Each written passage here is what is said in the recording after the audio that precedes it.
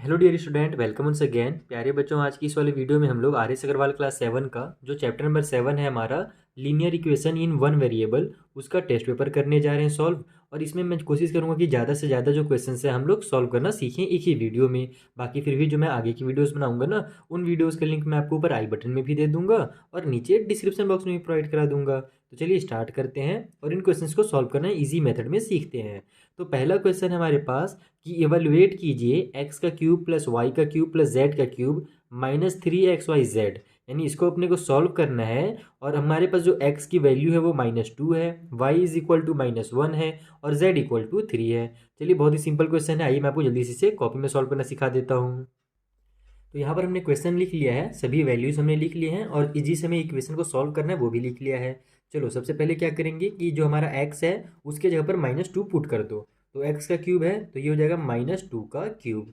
उसके बाद प्लस में y का क्यूब है तो प्लस की साइन लगाइए, लेकिन y का जो वैल्यू है वो तो -1 है तो इसको भी ब्रैकेट में इस तरीके से -1 का क्यूब बना दो। फिर z है तो z की वैल्यू हमें 3 दी गई है तो इसको 3 का क्यूब कर दो। फिर माइनस में 3xyz है। देखो यहाँ पर ये चिपके हुए हैं, इसका मतलब सभी आपस में मल्टीप्लाई में, ध्यान रखना अगर बीच में कोई भी साइन नहीं है तो वहाँ पर मल्टीप्लाई की साइन है।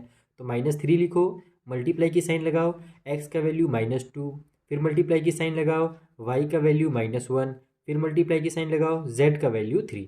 अब बस इसी को आपको सॉल्व करना है। तो -2 का क्यूब है तो 2 का क्यूब कितना होता है, 2 2 जा 4, 4 2 जा 8। और माइनस वाले नंबर के पावर में मैंने आपको सिखाया है ना, अगर ऑड नंबर हो तो आंसर हमारा हमेशा माइनस में ही आता है, चाहे कितना ही बड़ा ऑड नंबर हो। और अगर इवन नंबर रहता है तो आंसर हमारा प्लस में आता है। तो यहाँ पर हमारा -8 आंसर हो जाएगा। ठीक है, इसको आप लोग रटना भी जरूरी नहीं है, आप लोग ऐसे भी सॉल्व कर सकते हो। माइनस माइनस पहले हो जाएगा हमारा प्लस का 4, फिर +4 और मल्टीप्लाई -2 से होगा तो -8 आ जाएगा। ठीक है, इसकी वैल्यू उसी तरीके से -1 का क्यूब है तो यहाँ पर ये -1 मल्टीप्लाई -1 मल्टीप्लाई -1 करोगे ना तो आपका लास्ट में -1 ही आएगा और फिर वो माइनस और प्लस मिल करके माइनस की साइन बना देंगे। तो मैं यहाँ पर डायरेक्ट माइनस की साइन लिख लेता हूँ। उसके बाद यहाँ पर हमारे पास 3 का क्यूब है तो 3 3 ज़ा 9, 9 3 ज़ा 27 होता है। तो प्लस के साइन के साथ हम लोग यहाँ पर लगा देंगे 27। चलो अब इधर सॉल्व करते हैं।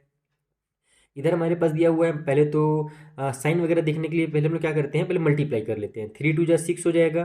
ठीक है, तो यहाँ पर हमारे पास आ जाएगा माइनस और माइनस प्लस का 6। ओके, उसके बाद प्लस का 6 और -1 मल्टीप्लाई होगा तो 6 1 जा 6 और प्लस माइनस -6 हो जाएगा। उसके बाद फिर -6 जो बन गया हमारे पास, इतना का मल्टीप्लाई होने के बाद उसका 3 से मल्टीप्लाई होगा तो 6 3 जा 18 हो जाएगा और ये माइनस और प्लस माइनस का 18 आ जाएगा। तो मैं यहाँ पर डायरेक्ट माइनस का 18 लिख देता हूँ। ठीक है, पूरा इतना सारा लिखने से अच्छा है कि एक ही बार में आंसर लिखते हैं। अब हम लोग क्या जानते हैं कि जो हमारा माइनस माइनस उसको हम लोग प्लस कर सकते हैं और प्लस वाले को रहने दो। आप लोग लाइन से भी सॉल्व कर सकते हो, पहले इन दोनों को सॉल्व करो, फिर जो आंसर है उसको इसमें सॉल्व करो, फिर जो आंसर है उसको इसमें सॉल्व करो, लेकिन उसमें टाइम ज़्यादा लगेगा। हम क्या करेंगे, माइनस माइनस वाले को सॉल्व करेंगे। हम जानते क्या है, माइनस और माइनस प्लस होता है। तो हमारे पास 18 और 8 अगर मैं ऐड करूंगा तो कितना हो जाएगा हमारा, 18 और ऐड हो जाएगा हमारे पास 26। लेकिन बड़े वाले नंबर में माइनस की साइन है तो माइनस का 26 आएगा। उसके बाद फिर -26 और -1 है हमारे पास तो माइनस और माइनस फिर से प्लस हो जाएगा और ये हो जाएगा हमारा माइनस प्लस यानी 27 आ जाएगा।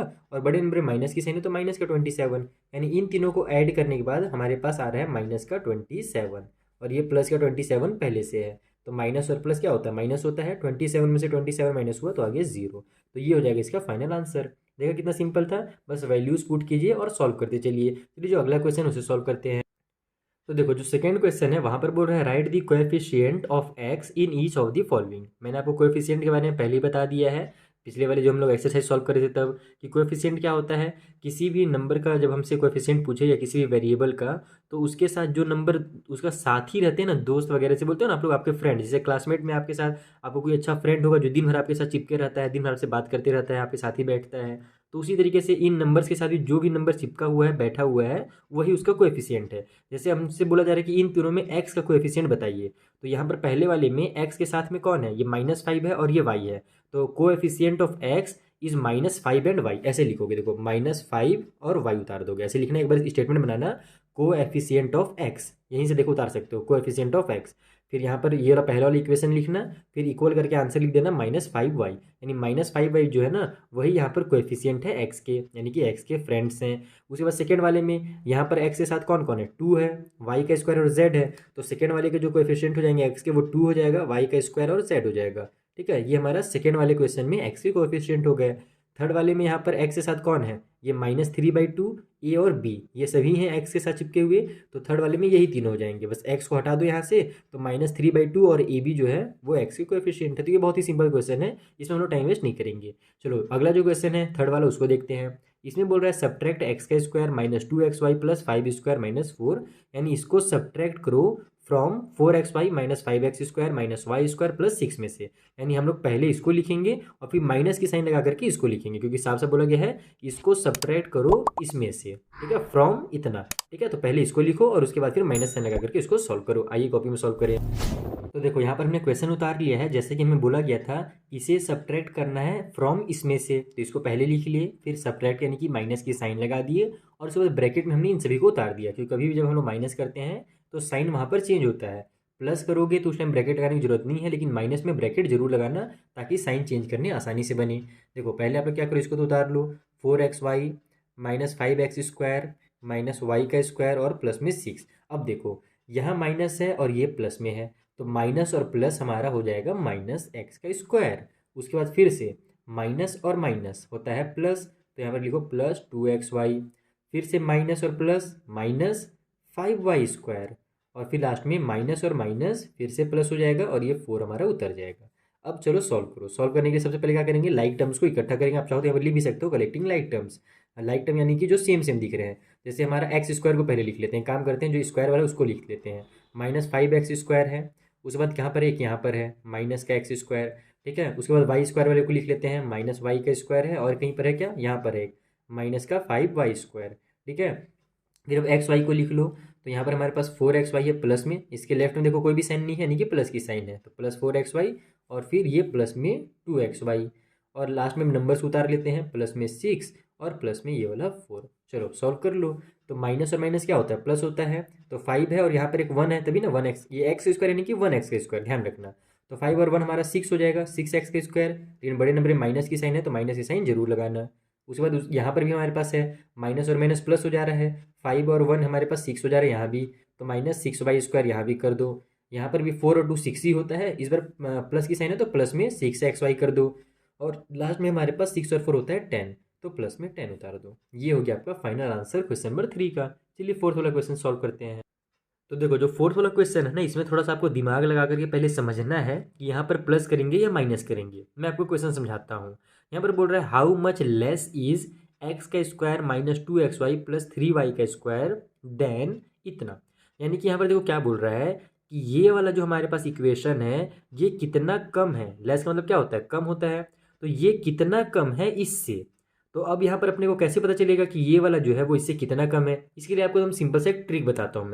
आप क्या करो, अपने माइंड में जो है ना, यहाँ पर आप लोग नंबर को चेंज कर दो। जैसे इक्वेशन बना हुआ है ना, तो अपने दिमाग में ये सोचो, जैसे यहाँ पर मान लो दिया हुआ हो 4, ठीक है, तो यहाँ पर मान लो 4 दिया हुआ है और यहाँ पर 10 दिया हुआ है। आपसे ये पूछ रहा है कि how much less is 4 than 10, यानी जो 4 है वो 10 से कितना छोटा है। तो 4 10 से कितना छोटा है, 4 10 से 6 छोटा है। तो ये अपने को पता कैसे चलेगा, जब हम लोग 10 में से 4 को माइनस कर देंगे तब अपने को पता चलेगा कि जो 4 है वो 10 से 6 क्या है, कम है, लेस है।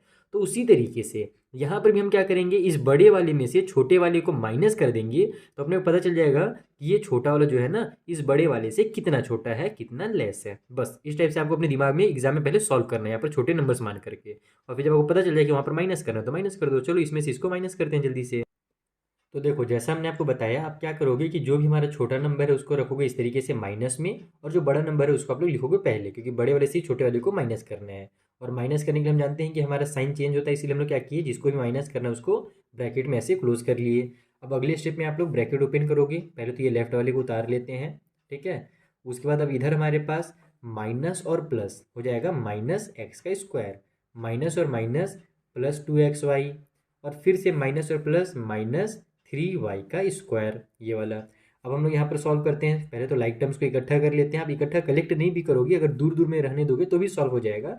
बस कलेक्ट इसलिए किया जाता है ताकि कोई भी छूट ना जाए। कई बार क्या होता है, हम लोग हड़बड़ी में एग्जाम में रहते हैं तो छूट जाता है, इसीलिए हम लोग क्या करते हैं, पहले लाइक टर्म्स को इकट्ठा कर लेते हैं। जैसे ये 2x² हो जाएगा, फिर -x², फिर -3y², और फिर ये वाला -3y², फिर हमारा xy प्लस में है, ये वाला और ये वाला प्लस में 2xy। इस तरीके से हम लोग साथ में लिख लेते हैं ना, तो कुछ भी छूटता नहीं है। तो देखो अब 2x² में से 1x² क्या हो रहा है, माइनस हो रहा है, प्लस और माइनस माइनस होता है, तो 2 में से 1 माइनस होगा तो 1x² आएगा, जिसको हम लोग डायरेक्ट x का स्क्वायर लिखेंगे, 1 लिखने की जरूरत नहीं रहती है, जैसे यहाँ पर नहीं लिखा गया है।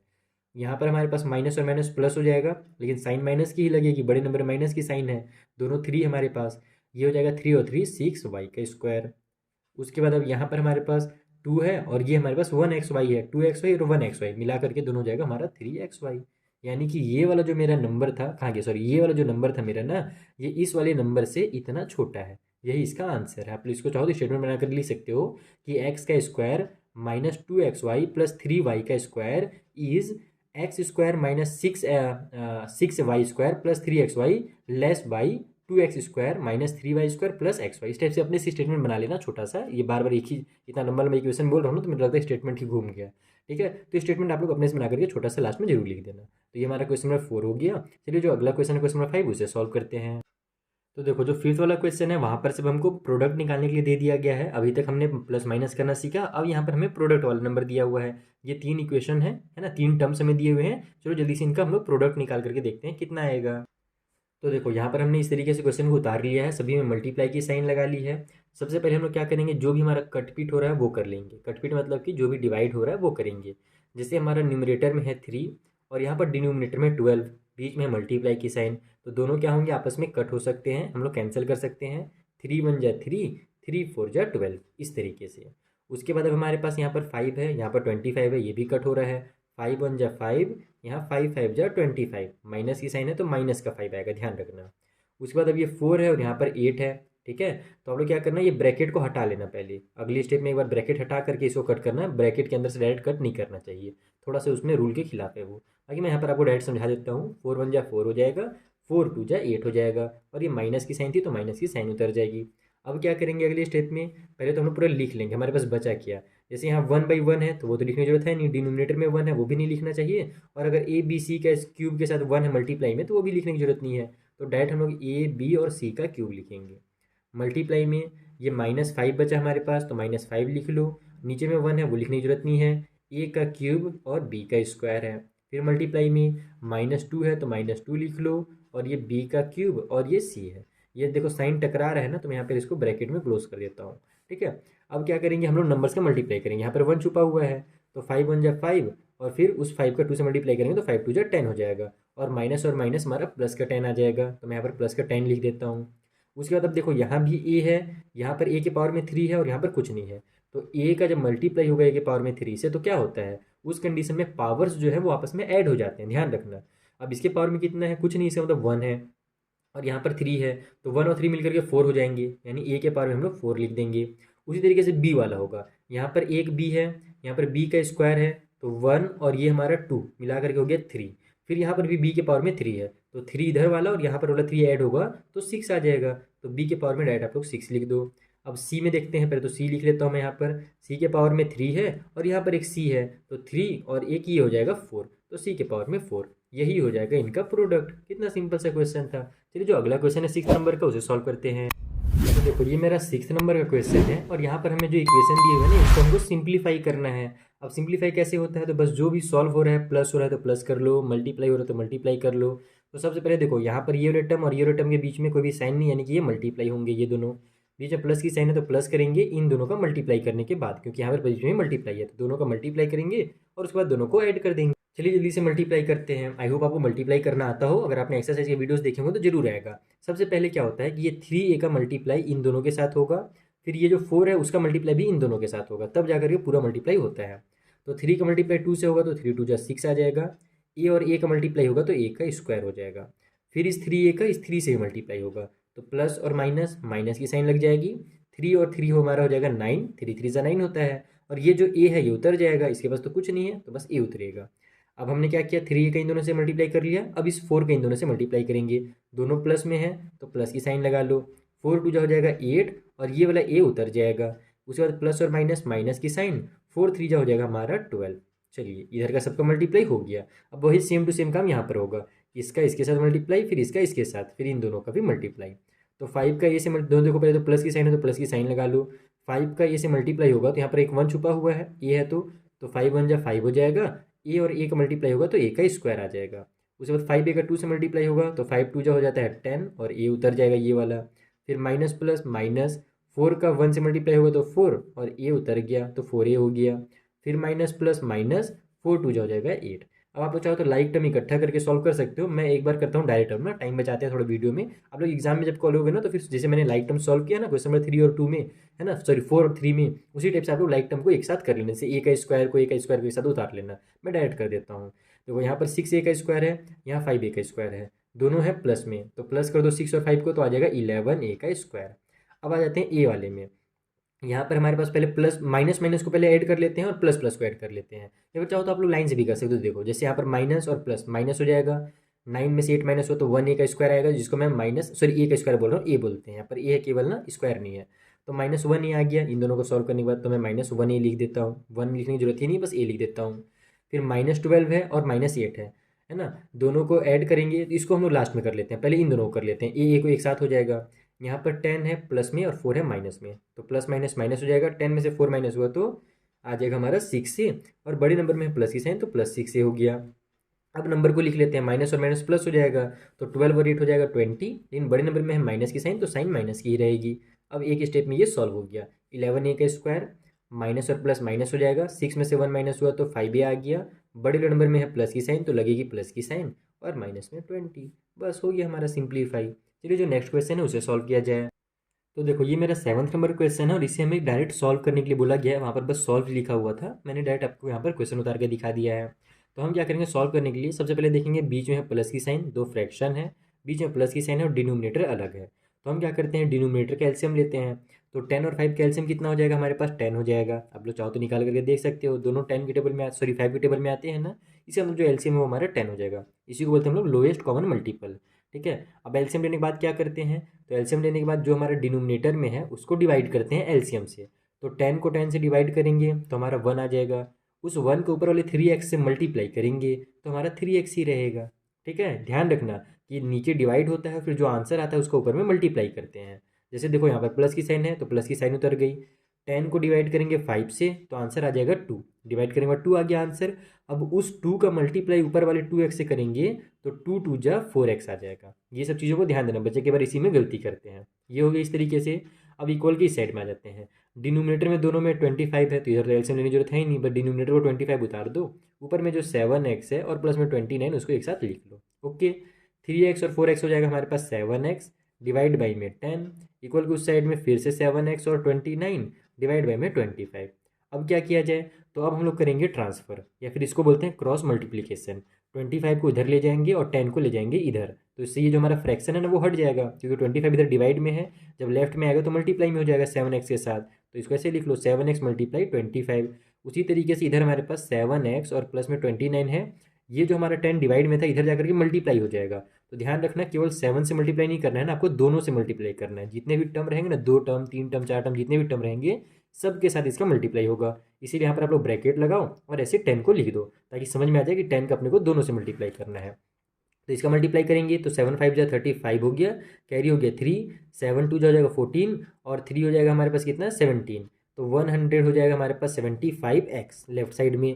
राइट साइड में हमारे पास कितना है, तो राइट साइड में हमारे पास हो जाएगा यहाँ पर से 10 का जब 7x से मल्टीप्लाई होगा तो 70x हो जाएगा, 7 10 जा 70 और ये x उतर जाएगा। उसके बाद 10 का जब 29 से मल्टीप्लाई होगा तो 290 आ जाएगा। अब हम लोग क्या करते हैं इस x को इधर ट्रांसफर कर लेते हैं, तो ये हो जाएगा हमारा 175x, माइनस में 70x हो जाएगा क्योंकि इधर हमारे पास प्लस में था, इक्वल के राइट में प्लस में था तो लेफ्ट में आएगा तो माइनस में, और इक्वल के राइट में हमारे पास ये 200 जो 90 है ये बचा हुआ है अभी। इन दोनों को सब्ट्रैक्ट करो, 75 में से 70 माइनस हुआ तो 105x आ जाएगा, इक्वल की उस साइड में 290। ठीक है, अब हम लोग क्या करेंगे, हमको x की वैल्यू चाहिए, हम 105 को भी इधर ट्रांसफर कर देंगे। तो x इक्वल टू हमारे पास 290 पहले से है राइट में, ये 105 इसे चिपका हुआ था यानी मल्टीप्लाई में था, तो जब राइट में आएगा तो ये हमारा 105 डिवाइड में हो जाएगा। ये ध्यान रखना मल्टीप्लाई वाला डिवाइड में हो जाता है। अब दोनों किससे कट हो रहे हैं, अगर कट हो रहे हैं तो कट कर दो, नहीं हो रहे हैं तो यही हमारा फाइनल आंसर है। तो यहाँ लास्ट में 0 है और लास्ट में 5 है, इसे मतलब दोनों हमारे 5 से कट हो जाएंगे, दोनों 5 से कट कर लेते हैं। देखो 5 2 जा 10 हो गया, 5 1 जा 5 हो गया, ऊपर में 5 5 जा 25 हो जाएगा, 29 में से 25 कट हुआ तो बचा 4, वो 4 आगे जाकर के इसको 40 बना देगा, तो 5 8 जा हो जाएगा 40। ठीक है, अभी किसी से कट हो रहा है क्या? तो नहीं हो रहा है, क्योंकि ये हमारा 58 है जो एक हमारे पास प्राइम नंबर है। तो यहाँ पर हम डायरेक्ट इसको लिखेंगे x equal to 58 divide by में 21। यही हमारा फाइनल आंसर हो गया हमारा सेवन्थ वाला भी सॉल्व। चलिए जो अगला क्वेश्चन है उसे सॉल्व किया जाए। तो देखो ये हमारा 8th नंबर क्वेश्चन है, इसे भी हमें सॉल्व करना है। सिमिलर हमारा 7th की तरह ही होगा, बस यहाँ पर डेसिमल वाले नंबर हैं तो थोड़ा सा ध्यान देना पड़ेगा आपको डेसिमल को सॉल्व करने में। तो सबसे पहले देखो यहाँ पर हमारे पास एक नंबर है, प्लस की साइन है और x/3 दिया हुआ है। तो यहाँ पर हमारे पास हम लोग का शॉर्टकट ट्रिक है कि इसके नीचे में एक 1 छुपा हुआ है। तो आप 3 और 1 का एलसीएम लेकर के भी सॉल्व करोगे ना, जैसे मैंने पिछले वाला क्वेश्चन सॉल्व किया तो भी सॉल्व हो जाएगा। लेकिन एक शॉर्टकट ट्रिक मैं आपको बता देता हूँ, कभी भी इस टाइप से बीच हवा में कोई नंबर लटका रहे और उसको प्लस या माइनस करना रहे ना किसी भी फ्रैक्शन से, तो क्या करो, फ्रैक्शन का जो डिनोमिनेटर है और इसको आप लोग मल्टीप्लाई कर दो। तो यहाँ पर हम लोग जब इनका मल्टीप्लाई करेंगे तो देखो 0.5 का जब मल्टीप्लाई 3 से होगा तो 3 5 जब कितना होता है 15 होता है, और 1 डिजिट के बाद यहाँ डेसिमल है तो राइट साइड से यहाँ पर 1 डिजिट पर डेसिमल लगा दो, यानी कि इन दोनों का मल्टीप्लाई होगा तो 1.5 आ जाएगा। तो हम लोग क्या करेंगे यहाँ पर डायरेक्ट 1.5 लिखेंगे। थोड़ा सा मैं इसको जूम इन कर देता हूँ ताकि आपको और अच्छे से दिखे। ठीक है, अब क्लियरली दिख रहा है जूम आउट होने के बाद। तो अब यहाँ पर हम लोग क्या करेंगे, इसके जगह पर लिख देंगे 1.5x डायरेक्ट एकदम ना। आप लोग चाहो तो नीचे एलसीएम वाला जो मेथड है वो भी यूज़ कर सकते हो, वो थोड़ा सा लंबा पड़ेगा, मैं आपको एकदम शॉर्टकट ट्रिक बता रहा हूँ। उसके बाद प्लस में हमारे पास ये जो x है वो रहेगा, और पूरे के डिनोमिनेटर में आपको 3 लिख देना है, जो कि ये रहा हमारे पास। ओके, अब इक्वल की साइड में हमारे पास 0.25x है और प्लस में 7 है। तो अब देखो 1.5x है और ये 1x है, दोनों को ऐड कर देंगे तो हमारे पास कितना हो जाएगा, 1.5 और 1 हो जाएगा हमारे पास 2.5x। यहाँ पर आप लोग लिख दो 2.5x। 3 को उठा करके कर दो इधर ट्रांसफर, इधर डिवाइड में था तो इधर आकर के दोनों के साथ मल्टीप्लाई में हो जाएगा। 0.25 के साथ ही मल्टीप्लाई हो जाएगा और 7 के साथ भी। ठीक है, इधर हम लोग 2.5x को रहने देते हैं अभी बेचारे को अकेला। इधर हमारे पास देखो 25 का जब 3 से मल्टीप्लाई होगा तो 25 3 जा 75 होगा। लेकिन हमारे पास यहाँ पर राइट डेसिमल के बाद 2 डिजिट है राइट में ना, तो ये एक्स को मत देखना ना, डिजिट्स को देखना। 2 डिजिट है तो हम लोग क्या करेंगे, यहाँ पर राइट साइड से 2 डिजिट के बाद डेसिमल लगा देंगे, और डेसिमल की इधर कुछ नहीं है तो एक 0 लग जाएगा। यानी 0.25 का जब 3 से मल्टीप्लाई होगा तो 0.75 आ जाएगा, और ये जो एक्स है उतर जाएगा। प्लस की साइन लगा लो क्योंकि प्लस की साइन है। 3 7 जा हो जाएगा हमारा 21। अब एक्स को एक साथ कर लेते हैं, तो ये हमारा 2.5x पहले से इधर है, ये वाला एक्स हमारा जो इधर प्लस में था लेफ्ट में आएगा तो माइनस में हो जाएगा। ठीक है, माइनस में 0.75x इक्वल की साइड में जो 21 है उसको रहने दो। अब इनको सब्ट्रैक्ट करो, तो इसको सब्ट्रैक्ट करने में बच्चे गलती करते हैं अगर इनका बेसिक कॉन्सेप्ट क्लियर नहीं है, तो मैं वो कॉन्सेप्ट समझा देता हूँ। डेसिमल के बाद देखो 2 डिजिट है हमारे पास, यहाँ पर डेसिमल के बाद केवल एक ही डिजिट है। ठीक है, तो हम क्या करेंगे, इसको डबल डिजिट बनाएंगे। वो कैसे बनता है, वो ऐसे बनता है। यहाँ पर हमारे पास 2.5 है ना, तो आप लोग आगे कितना हो जीरो लिख सकते हो। जीरो लिखने से डेसिमल के बाद वैल्यू में चेंज नहीं होता है, तो मैं एक जीरो लिख देता हूँ। और नीचे में हमारे पास 0.75 है माइनस करने के लिए। अब माइनस करो, अगर आप जीरो नहीं लिखोगे तो क्या करोगे, ये 5 को डायरेक्ट उतार दोगे और उस कंडीशन में आपका आंसर गलत आ जाएगा। ठीक है, अब देखो ये जीरो है, जीरो में से 5 माइनस नहीं हो सकता, इससे जाएगा बोरो मांगिएगा उधारी, तो ये 1 दे देगा तो ये 10 बन जाएगा। 10 में से 5 माइनस हुआ तो 5 आ गया। अब यहाँ पर 4 बचा है, 4 में से 7 माइनस नहीं हो सकता, इससे जाकर के उधार मांगेगा, ये अपना 1 इसको दे देगा और इसको बना देगा 14। 14 में से 7 माइनस होगा तो आ जाएगा 7। डेसिमल है तो डेसिमल लगा लो। अब यहाँ 1 बचा है, 1 में से 0 माइनस हुआ तो 1 आ गया। यानी इन दोनों जब सब्ट्रैक्ट करेंगे ना तो 1.75 आएगा। और यही बेसिक सी चीज़ें हैं जिसमें बच्चे गलती कर देते हैं एग्जाम में, बाकी सब अच्छे सॉल्व करते हैं, डेसिमल वाले में गलती करके अपना आंसर बिगाड़ देते हैं। तो कुछ नहीं, डेसिमल को अगर आराम से सॉल्व करोगे तो पक्का सॉल्व हो जाएगा। अब अपने को एक्स की वैल्यू निकालनी है, तो इसको भी हम लोग क्या करेंगे, उठा करके इधर ट्रांसफर कर देंगे। तो एक्स इक्वल टू हो जाएगा हमारा 21। ये सब चिपका हुआ है एक्स के साथ यानी मल्टीप्लाई में है, तो इधर आकर के ये जो हमारा है ये डिवाइड में हो जाएगा।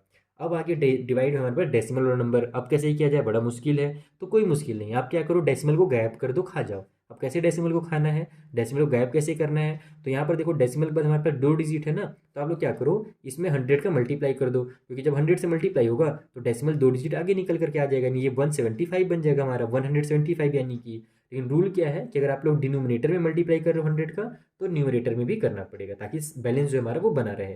तो ऊपर में हमारे पास कितना हो जाएगा, 2100 हो जाएगा, और नीचे में हमारे पास 175 हो गया। बस डेसिमल हट गया। अब इसको आप लोग सॉल्व कर लो। तो हमारे दोनों देखो पहले हम छोटे नंबर से कट करने स्टार्ट करते हैं। 5 से कट हो रहा है ना, 5 के टेबल में 5 3 जा 15 हो गया। यहाँ पर 17 में से 15 कट हुआ बचा 2, आगे जाकर के 25 बना देगा, तो 5 5 जा 25।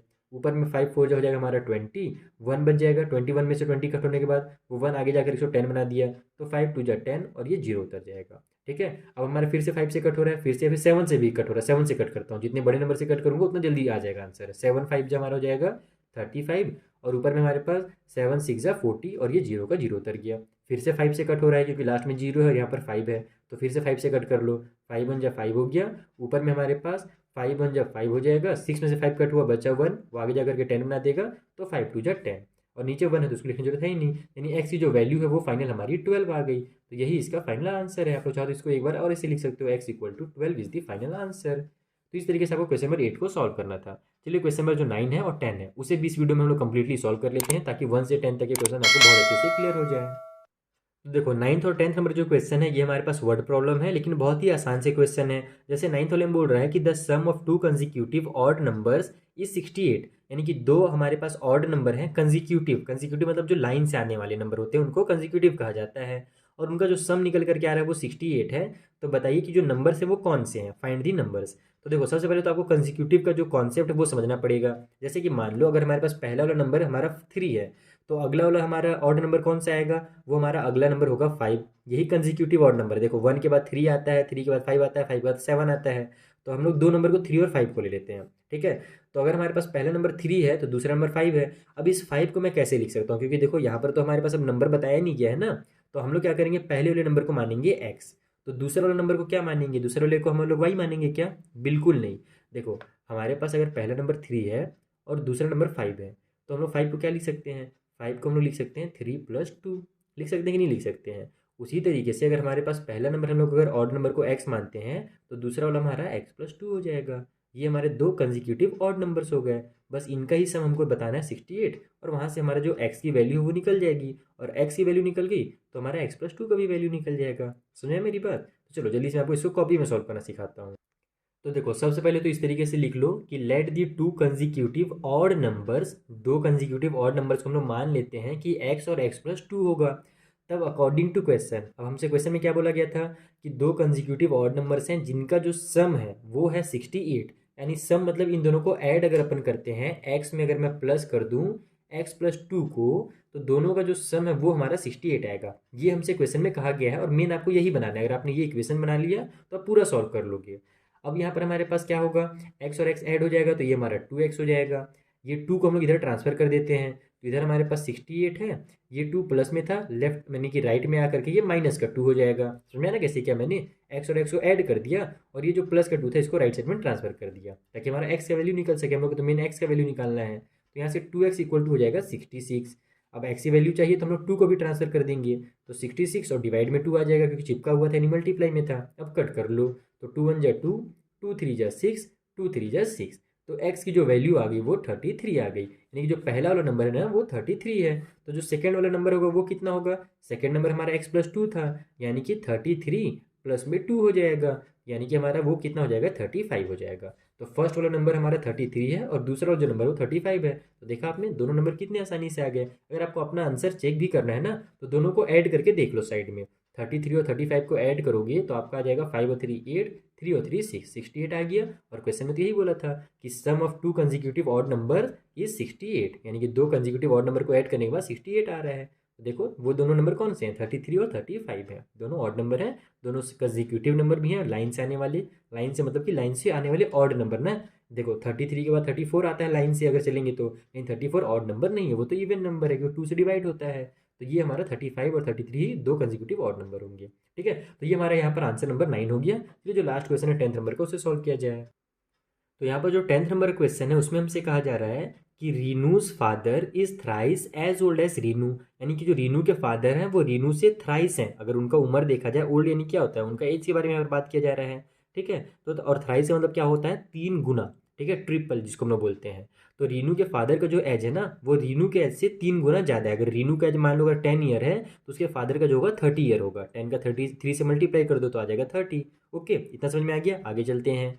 आफ्टर 12 ईयर्स, 12 साल के बाद अगर हम लोग देखें तो he will be just twice his daughter, यानी कि 12 साल के बाद जो रीनू के फादर का एज होगा ना वो केवल अपने डॉटर से ट्वाइस हो जाएगा, यानी डबल हो जाएगा। यानी कि अगर मान लो 12 साल के बाद अगर रीनू का एज 20 ईयर हो जाता है, जो कि होगा नहीं, मैं बस आपको समझाने के लिए बता रहा हूँ, तो उसके फादर का जो एज होगा 20 मल्टीप्लाई 2 यानी कि 40 ईयर्स हो जाएगा। ये अपने से यहाँ पर कहा जा रहा है। तो फाइंड देयर प्रेजेंटेज, उनका प्रेजेंटेज पता कीजिए। तो सबसे पहले हम लोग क्या करेंगे, उनका जो प्रेजेंटेज है उसको एक्स, और हमारे यहाँ पर जो है ना उसके फादर का कितना है, थ्राइस है, यानी कि 3x मान लेंगे। आइए मैं आपको कॉपी में डिटेल में समझाता हूँ, ऐसे आपको समझ में नहीं आएगा। तो देखो सबसे पहले तो इस तरीके से लिख लो कि लेट, यानी कि मान लेते हैं कि रीनू का जो प्रेजेंट एज है वो x ईयर है, ठीक है। तो उसके जो फादर है उनका प्रेजेंट एज कितना हो जाएगा।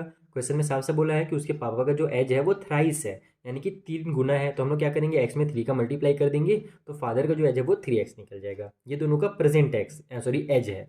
अब क्या बोला जा रहा था हमसे कि 12 साल के बाद जो रीनू के फादर का एज होगा ना, वो रीनू के एज से ट्वाइस हो जाएगा, यानी कि डबल हो जाएगा। तो यहाँ पर हम लोग लिखेंगे आफ्टर 12 ईयर्स। पहले तो हम लोग देखते हैं कि 12 साल के बाद उनका एज कितना होगा। तो after 12 years age of Renu, shortcut में लिखो, रीनू का जो एज होगा वो कितना हो जाएगा। अभी अगर x ईयर्स है तो 12 साल के बाद x + 12 हो जाएगा, यानी x + 12 हो जाएगा। जैसे मान लो अगर अभी आपका एज 10 ईयर है, तो 12 साल के बाद आपका एज अगर मुझे निकालना है तो मैं क्या करूँगा, 10 में +12 कर दूंगा, तो निकल जाएगा 22, यानी कि आने वाले 12 ईयर के बाद आपका एज जो है 22 हो जाएगा। उसी तरीके से अगर अभी रीनू का x है तो 12 ईयर के बाद x + 12 ईयर्स हो जाएगा उसका एज। ठीक, उसी तरीके से उसके जो फादर का एज रहेगा, age of his her father, वो कितना हो जाएगा। तो अभी उनका 3x है, तो 12 साल के बाद 3x प्लस में 12 हो जाएगा, सिंपल एकदम। ठीक है, अब हम लोग को क्या बोला है, अकॉर्डिंग टू क्वेश्चन वो समझो। अकॉर्डिंग टू क्वेश्चन हमसे ये कहा है कि 12 साल के बाद जो उनका एज का कंपैरिजन अगर अपन करें, तो जो उसके फादर का एज रहेगा, यानी कि 3x प्लस जो 12 है ना, वो क्या हो जाएगा, रीनू के एज का डबल हो जाएगा, ट्वाइस हो जाएगा। यानी कि रीनू का एज कितना रहेगा 12 साल के बाद, x + 12 रहेगा।